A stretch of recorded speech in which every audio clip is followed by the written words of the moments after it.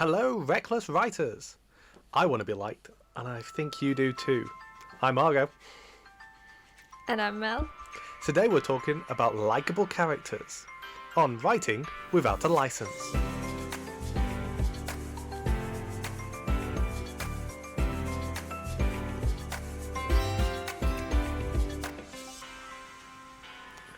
It's a staple of a well-selling book, is that you feel attached and you like the characters. So Mel, how do you make people like your characters?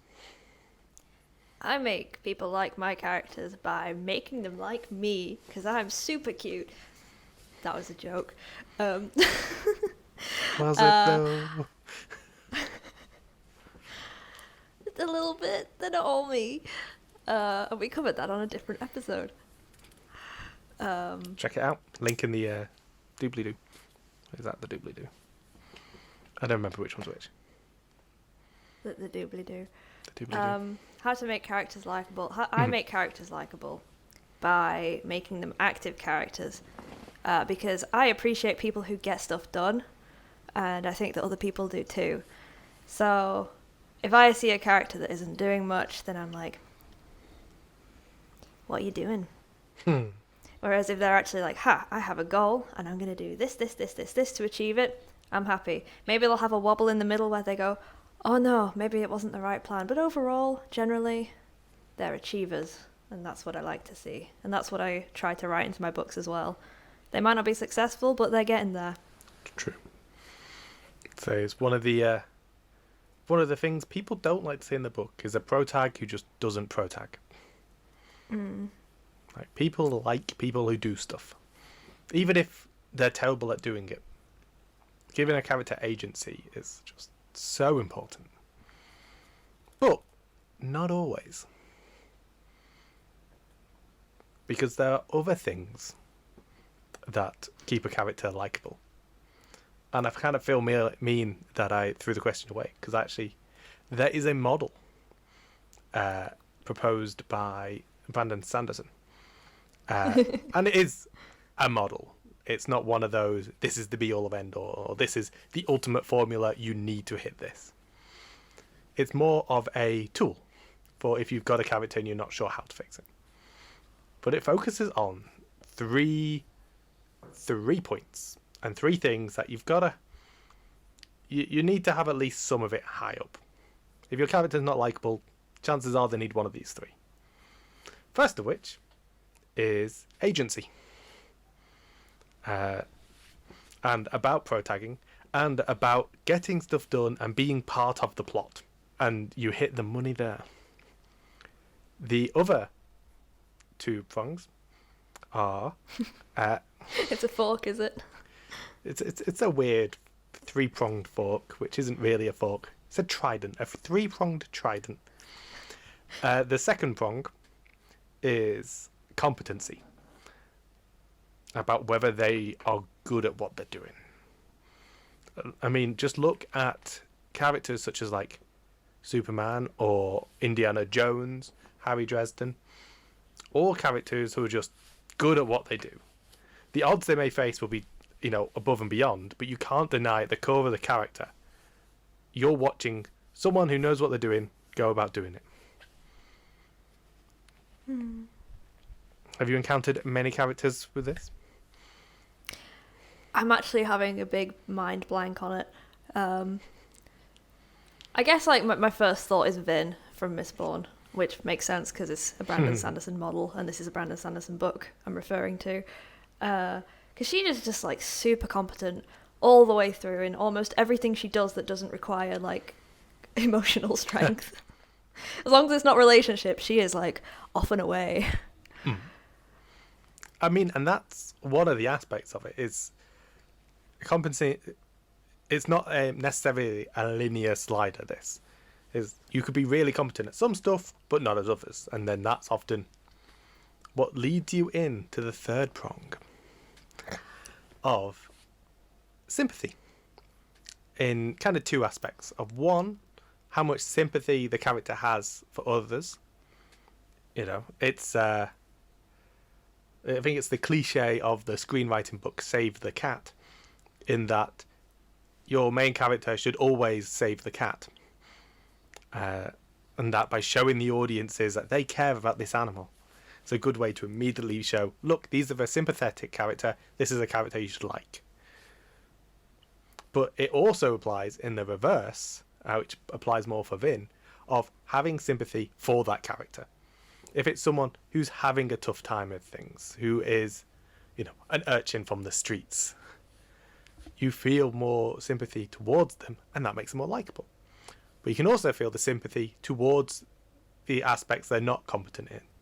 A large strength of Mistborn, I found, was not only is Vin really good at basically everything except relationships and people in that, but you feel that sympathy for that because of what led up to it, and because you feel sympathy of someone who's really good at stuff feeling out of their depth. Yeah. I have a thought on this third prong. Oh no. Oh no.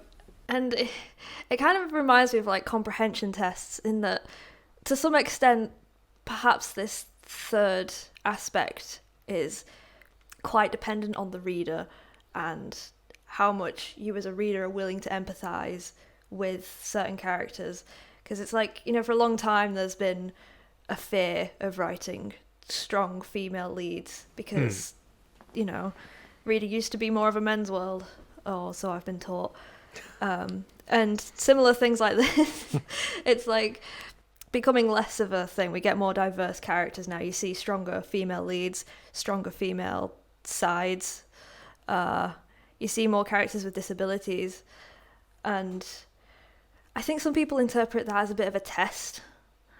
You get people who say that books can be too woke, and it's like, maybe you're not sympathetic enough, mate. Yeah. Maybe you need to broaden your horizons. And often that leans into the strength of a book, is that sympathy normally comes from your own experiences, or from the experiences you are familiar with and get to share.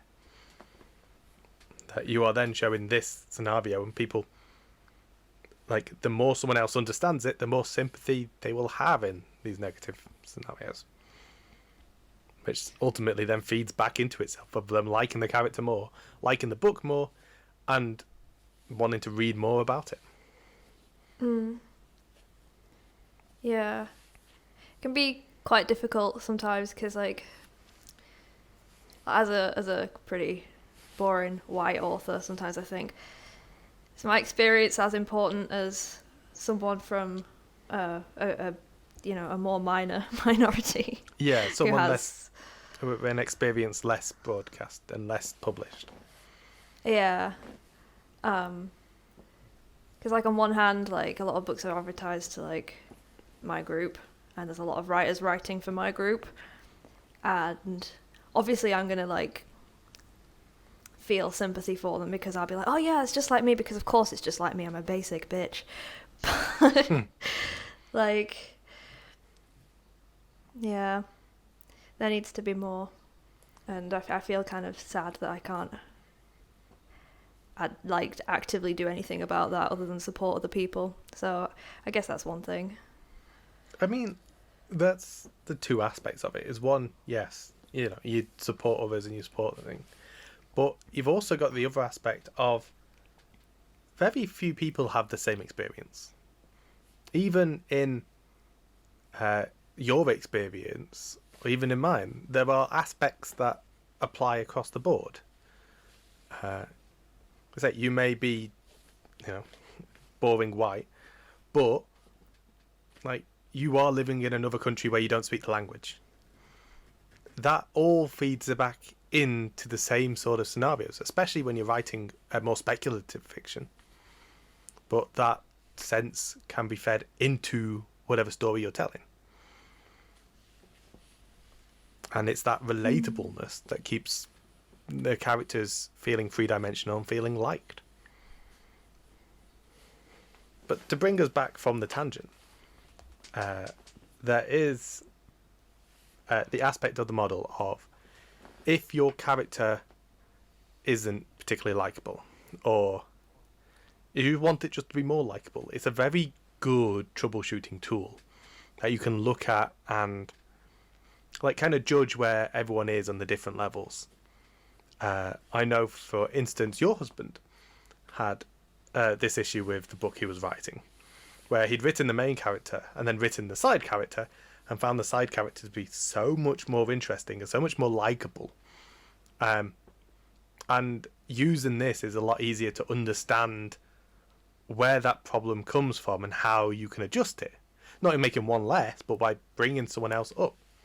Okay, this character is way more competent and way more agency, and is like pushing their own destiny forward than this character who's kind of just going along with things and getting caught up in the ride.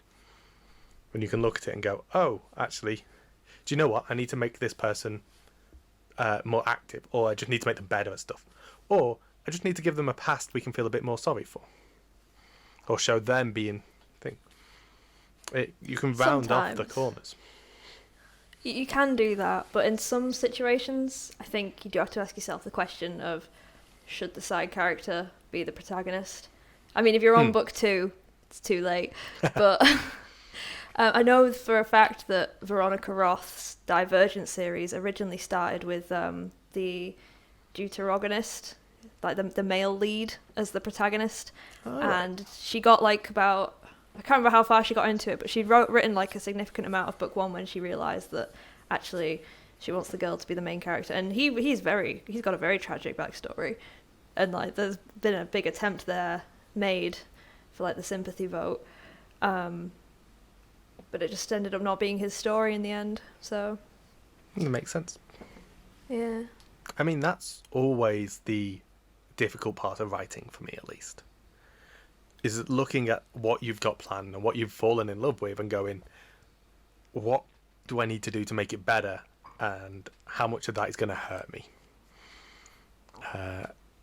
Say, for instance, realising that actually this other character needs to be better, or this other character needs to be the main character now, and having to go back and rewrite that and adjust things in that case.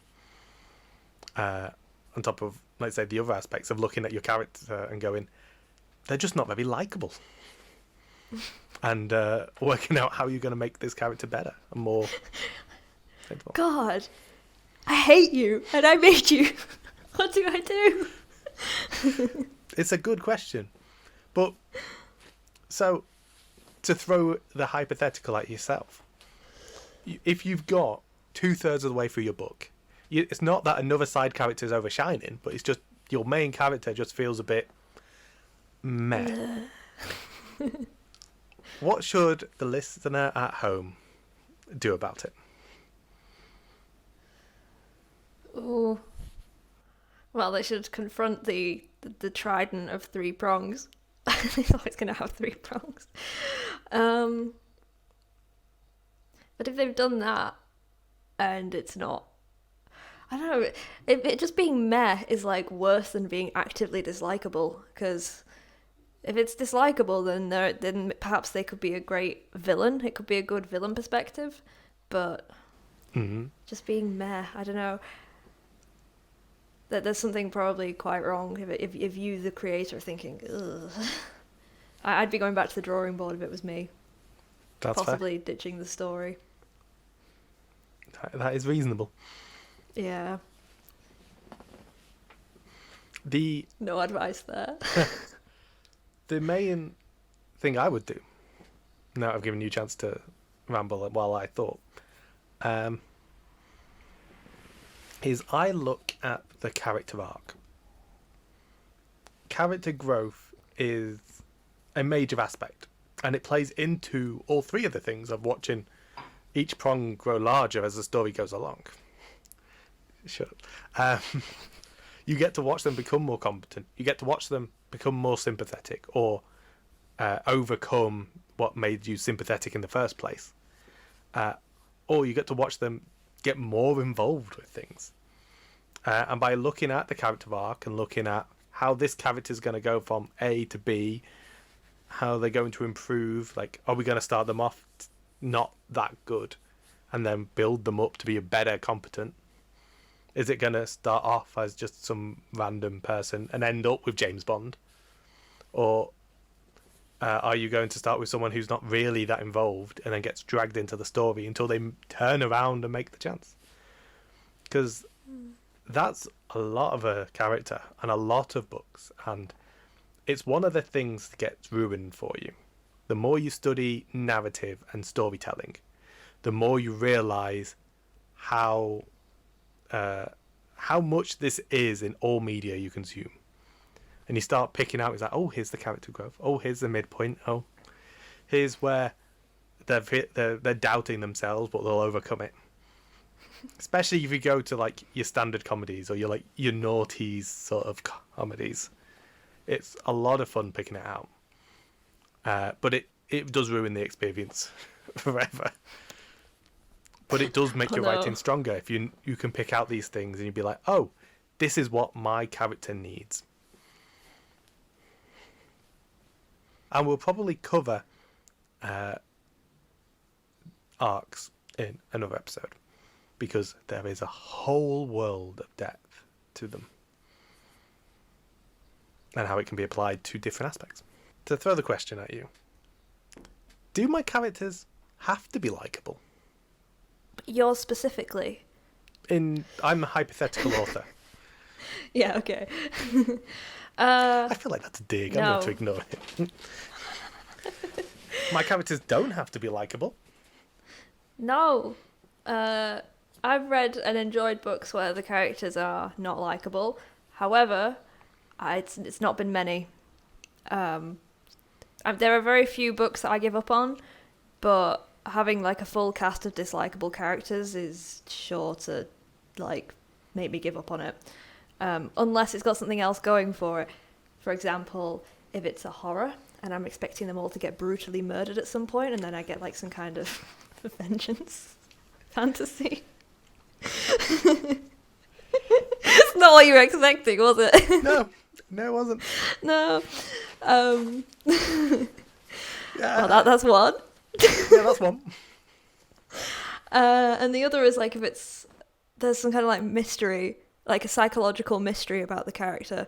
Don't want to go into it too much, but I'm mostly thinking of the Wasp Factory here, because I don't remember there being a single character in that book that I liked, and yet I was very much taken in by how it was written. Definitely a page turner. But again, it's kind of skirting the lines of horror a bit, so yeah. I mean, for TV as well, Scream Queens is probably another one. Again, it's a horror. There's possibly no likable characters in there. Or like, there's maybe one, but she still has flaws, and it's like, I'm really not sure. Maybe it's like a genre trope. I've not read any fantasy where I've not had a character to attach onto. That makes sense. One trope I do come across in fantasy is when there are characters you don't like at first. There's a few characters and a few things where they've started off and you're like just annoyed, probably because they are an antagonist to the plot going forward. The big example for me is Nynaeve in Wheel of Time. Less so in the series, but in the book especially, she is like not a particularly likable character at the start. You've got these kids who want to go on an adventure, and then you've got this woman who goes, no, you shouldn't be doing that, and tries to stop that, and is very arrogant about her ways. But even by the end of the first book, you find yourself like growing to like this character as you see more and more of the motivation, and you see more and more of this. Now they are out of that context. In a new context, these traits are actually much more appreciated. And now you're in the throes of a big adventure. Now it's targeted towards the bad guys rather than the good guys. So I haven't read Wheel of Time, but I'm right in remembering that it's got multiple points of view, right? Yes, eventually. Oh, okay, so not in book one. In book one, less so in book one. I want to say the first 2/3 are all from a certain character's perspective, and then they shift to as people split up. Because it's definitely safer to have a dislikable character when you're writing from multiple perspectives, because then it's like, oh, I'll be in the mind of this character I hate for like a bit, and then I'll be back to the good guys. It's not a forever thing, and people can and will put up with that. There are a lot of readers of Game of Thrones, and there are some quite boring perspectives in that sometimes. Not wrong. I mean, Game of Thrones is another that has the same trope of certain characters who spend like the first few books being hated. It's only when you start spending more time with them that you start to realise, oh, okay, I'm starting to understand this now. And often those characters end up more liked afterwards because of this shift, because of this extra attention you're now paying to them.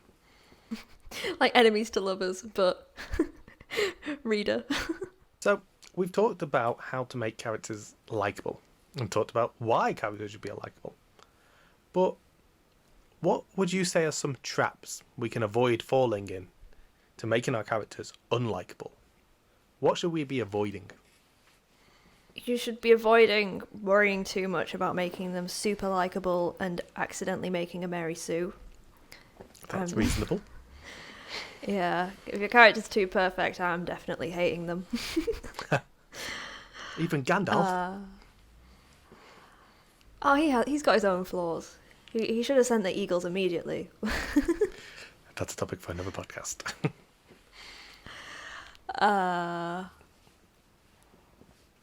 This was pitfalls for making them likable. I've already lost my thought. It's gone away with the eagles. How to prevent your character from being unlikable.